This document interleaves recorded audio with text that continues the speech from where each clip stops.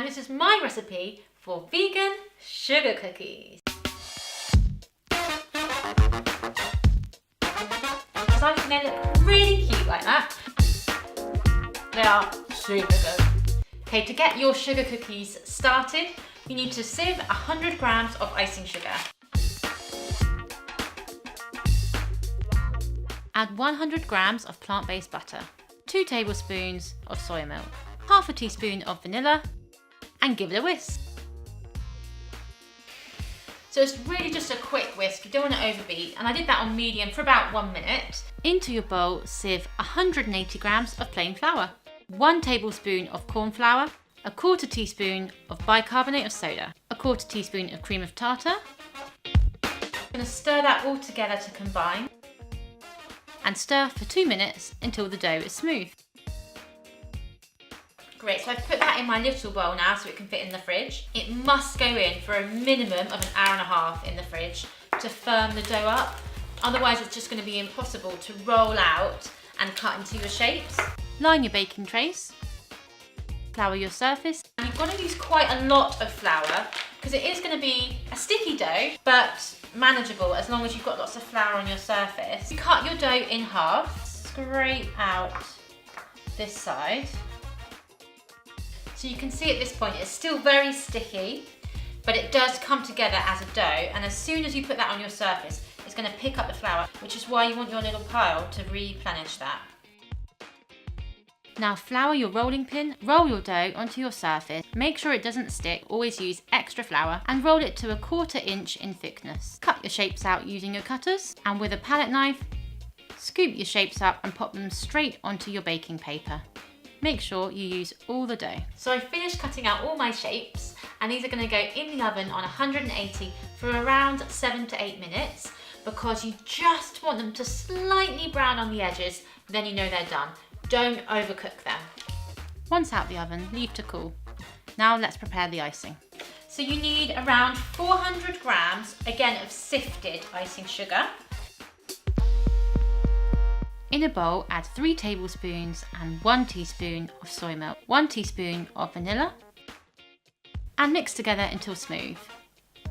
I'm going to do a pink, a yellow and a green because they're nice and Eastery. And I've got just a green food colour gel, which I picked up in the supermarket. Then I've got this red food colour gel. Be careful when it comes to picking up red because it can have carmine, which is not vegan. I found this brand, which is called Cake Decor. I found that in Morrison's, and that one is vegan. And then for my yellow, I'm actually going to use turmeric. Now add a small amount of your vegan colouring. Now fill your icing bags and squeeze them down. Twist the top of your bag to seal it. Great, so we've got our cookies are all cooled now. They took about 20 minutes to cool down.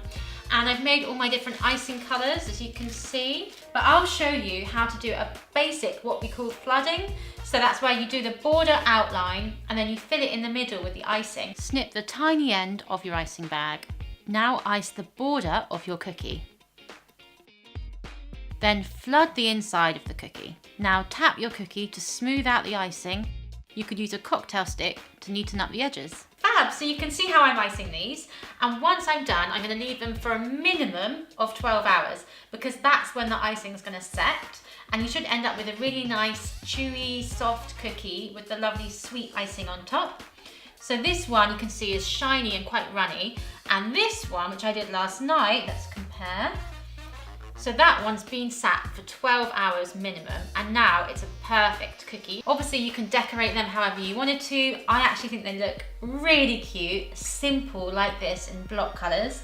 But I did do some polka dots, and this is what happens when you do a polka dot once the icing has set. So I put white icing on top of set icing, and it's made like a 3D bubble effect. But when you add the white icing polka dots, when the pink isn't set, so when it's runny, then you also put more runny icing polka dots on, and it sets into the pattern, so you end up with a flat surface like this, as opposed to a 3D surface like that.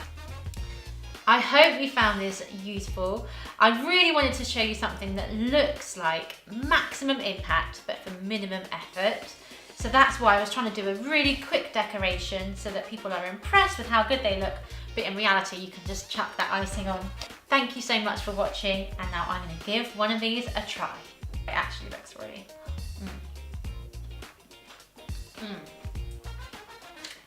It's the perfect bake. Make sure you don't overcook these because they are lovely and chewy and soft.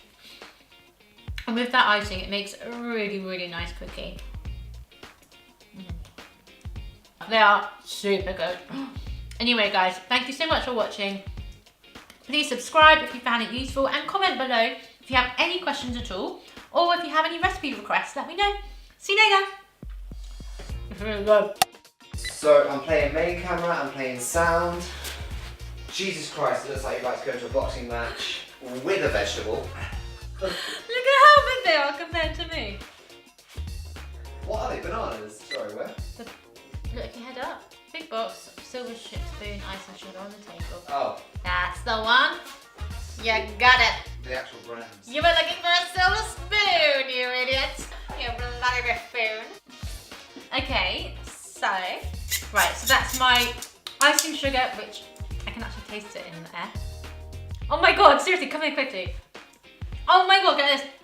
Can you feel that? Sugar. Sugar. Oh my god, it just shows everything in the air. You really inhale. Wow, deep. No, but really.